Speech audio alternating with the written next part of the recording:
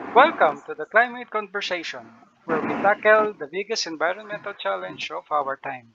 I'm Jay Minjala with I'm Jerhaima N. Maldisa.